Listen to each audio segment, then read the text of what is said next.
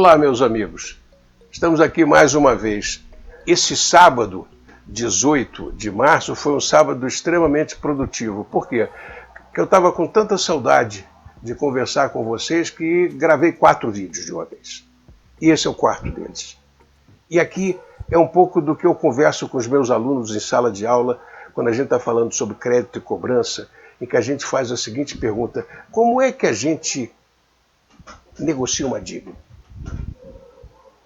Espero que nenhum de vocês passe por isso, mas você pode ter duas situações, uma situação de credor e uma situação de devedor. A situação de credor é mais confortável, mas mesmo essa situação de credor tem seus detalhes. Mas o primeiro ponto, por que o título dessa conversa é a arte da negociação e não a ciência da negociação? Porque se a gente pega o conceito de ciência como que é uma forma sistemática de aquisição de conhecimento baseada em um método objetivo e bem definido, chamado método científico. E se você entende que arte é a combinação de racionalidade, emoção, estética e história para se conseguir um objetivo. Eu, pelo menos, acho que a definição de arte está muito mais dentro do que é uma negociação do que a científica, ou seja, regras claras e definidas de um determinado experimento que, se feito dessa mesma forma, vai dar o mesmo resultado. Negociação é assim? Eu acho que não. Então, vamos lá. Você é um credor. Então, algumas regrinhas como credor para você entrar numa negociação de uma dívida. Essa dívida pode ser bancária, pode ser comercial, pode ser industrial, pode ser por, sei lá, serviço que você não pagou, alguma coisa assim. A primeira coisa é você definir prioridade. O que é definir prioridade? O que você não abre mão? O que você negocia? E o que você rapidamente pode abrir mão? Só para dar um exemplo, em termos bancários, se você vai negociar uma dívida, você quer, em primeiro lugar, receber o principal. E, em segundo lugar, você quer receber juros. Evidentemente, talvez você não consiga receber os juros de mora que estão no contrato, porque normalmente eles são muito altos, e aí você, se o outro lado for esperto, ele vai entrar com aquela teoria de juros leoninos. Se você pega um juiz mais vermelho, ele vai dizer que é 12% ao ano, conforme a Constituição. Isso é um risco que você corre. E terceiro, no caso bancário, você tem a multa por atraso, que é incorporada ao principal, e em cima dele você cobra juros. Isso é uma briga danada que não vale entrar no termo de justiça. Ou seja, a primeira coisa que você pode negociar é abrir mão dessa multa. E depois, devagar. Agora, principal é onde fica a sua resistência, é o Moscou da Segunda Guerra Mundial. Ou seja, ali eu morro. E juros eu ainda negocio um pouco. Então, esse é o primeiro. Defina suas prioridades. Em segundo lugar, uma coisa importante de quem está negociando dívida é não fazer julgamento moral. Você não está ali para julgar moralmente o cara que está do outro lado. Você está ali para receber o dinheiro ou o crédito que a sua empresa deu para a empresa B, C, D, e que você está tentando recuperar esse recurso. Nada além disso. Senão você vai para o emocional e a coisa aí fica complicada. Terceiro lugar, isso é um negócio que é preciso ter uma arte, uma leitura, um olhar terrível, que é o seguinte: definir se a outra parte está negociando de boa fé ou de má fé. Por quê? Porque se a outra parte está negociando de má fé, é perda de tempo você ficar negociando muito. Como se você não consegue antenar a boa fé, talvez você endureça a tal ponto a negociação que isso vai para uma cobrança judicial que vai levar 4, 5 anos. E, por fim, tentar estabelecer um ponto comum na negociação a partir da qual vai ser construída a solução. Isso é uma regra de diplomacia desde sempre. Ou seja, qual é o ponto comum que você vai definir numa negociação qualquer? Escuta, eu estou disposto a conversar com você para receber essa dívida. Você está disposto a pagar? Ou seja, ok, a gente já tem essa disposição, agora vamos construir o como. E aí eu tiro o chapéu de credor e ponho o chapéu de devedor. E vamos lá em termos de chapéu de devedor. A primeira coisa é que se em algum momento você vai ter que ficar inadimplente, ou seja, você vai ter que ficar um atraso, uma das formas mais claras de você mostrar a sua boa-fé é você comunicar antes. Você normalmente consegue saber com os 2 ou 3 dias de antecedência, ou até com mais prazo, que você não vai conseguir pagar uma determinada dívida ou parcela da dívida no prazo. Uma coisa é você telefonar, mandar um e-mail, avisar do cara o que está acontecendo e negociar com ele. Me dá mais uma semana, eu pago o juro, coisa desse tipo. Esse cara está negociando de boa fé. Qual é o negócio que pega muito mal para o credor? É de repente você não pagar e ficar quieto, esperando ser acionado pelo devedor, pelo credor, e aí o credor liga e você vê e diz, pois é, rapaz, que coisa, eu estou todo envergonhado, tão envergonhado por estar devendo para você que não consegui te telefonar. Esse aí não sei não. Então, é avisar antes. Segundo, é negociar de boa fé. O que é negociar de boa fé? Eu digo, cara, você está querendo receber isso aqui, eu estou apertado, eu quero te pagar, mas você está querendo receber isso em 3 parcelas, eu não tenho como. Eu preciso de pelo menos 9 parcelas, você vai cobrar, vamos negociar o juro depois, etc. e tal, mas eu não vou fechar um negócio com você que eu não vou cumprir. Não é sério fazer isso. Isso é uma forma de negociar.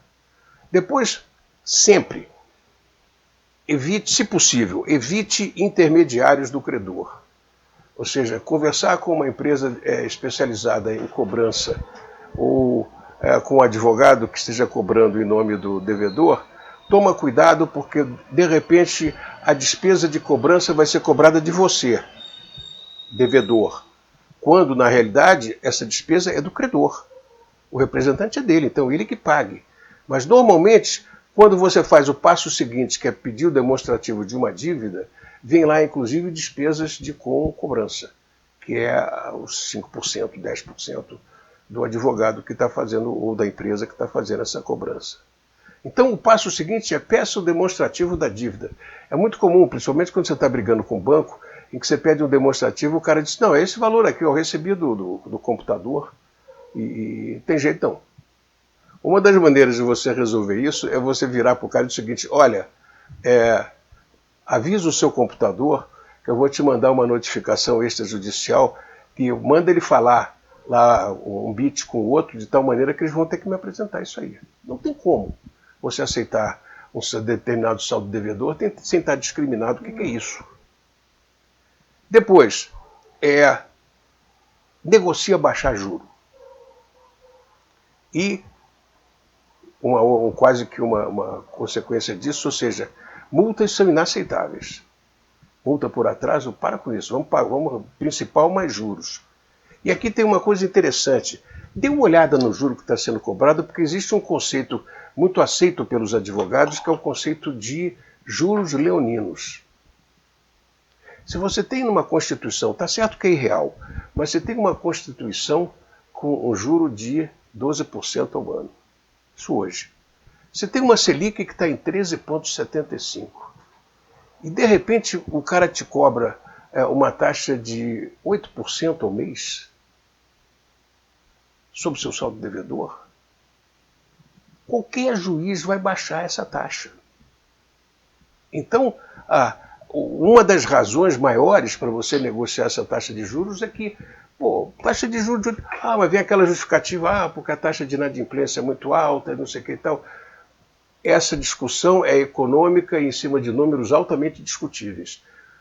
Para o juiz, ele diz o seguinte, uma taxa básica de 13,75%, um juro constitucional de 12% ao ano e um juro real acima de 100% ao ano, não, vamos baixar.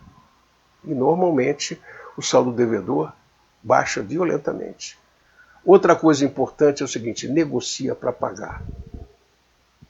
Senão, cara, você perdeu a credibilidade. Eu já tive que negociar com um credor que trabalhava numa empresa estatal em São Paulo.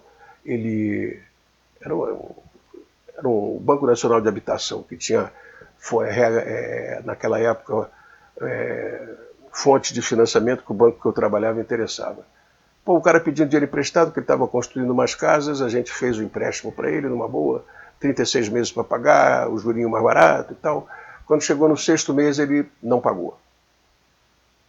Me avisaram, ó, Lanari, o cara você que pediu, entrou com essa proposta aqui, você não tem limite de crédito, alçada de crédito, mas você que apresentou, resolve. Tá bom, liguei pro cara, escuta, o que está acontecendo? Não, pois é, o mercado está ruim, não estou conseguindo girar as casas direito. Eu digo, escuta, vamos negociar. Primeiro prazo, o que você precisa? Faltam 30 meses, você consegue passar isso para 40 meses? Pô, eram 36 mais 4. Tá bom. E o juro? Eu digo, olha, cara, o juro... baixamos um pouquinho o juro dele, fizemos um novo contrato, ele pagou 3 vezes e eu ligo para ele, ele tinha se demitido do Banco Nacional de Habitação. Aí, pô, não tem mais negociação. Aí eu telefonei e disse, olha, esse não tem jeito, manda para curso normal, pode entrar com cobrança, porque esse cara aí sumiu mesmo. Pô. O que acontece? Ou seja, negociar, renegociar faz parte. Agora, a partir do momento em que o credor percebe que você está simplesmente querendo ganhar tempo, aí uma hora ele vai perder a paciência e vai tomar medidas mais violentas. O passo seguinte é, sem honorários ou advocatícios, isso está muito ligado com a parte de evitar o intermediário do credor. Depois você tem, se sobrou no seu caixa grana, não vai passar uma semana em Cabo Frio. Antecipa um pagamento. Por quê? Isso chama-se boa-fé. Isso chama-se a vida continua e não há nada como um dia depois do outro. Se você ganha a boa vontade desse seu credor, seu crédito vai ser normalizado, você vai continuar operando e quem sabe se você algum dia tiver um problema no futuro, você vai ter a boa vontade desse cara. E por fim, se você não se sentir preparado, arranje um especialista em negociação para negociar com você. Porque acontece muito em empresa pequena, que a empresa pequena o cara tem 2 filhos, na realidade ele tem 3 filhos, o 3º filho é a empresa. E aí ele vai negociar com um negociador profissional, sendo que ele está emocionalmente ligado à empresa. Esse cara tem muito pouca condição de negociar.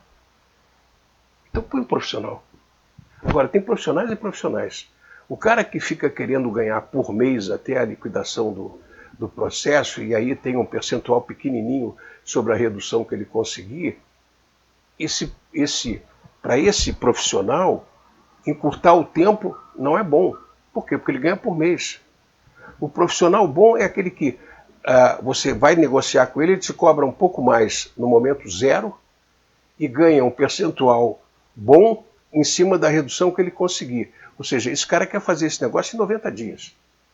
O outro quer que dure 180 dias, 360 dias para ele poder ganhar no mês a mês.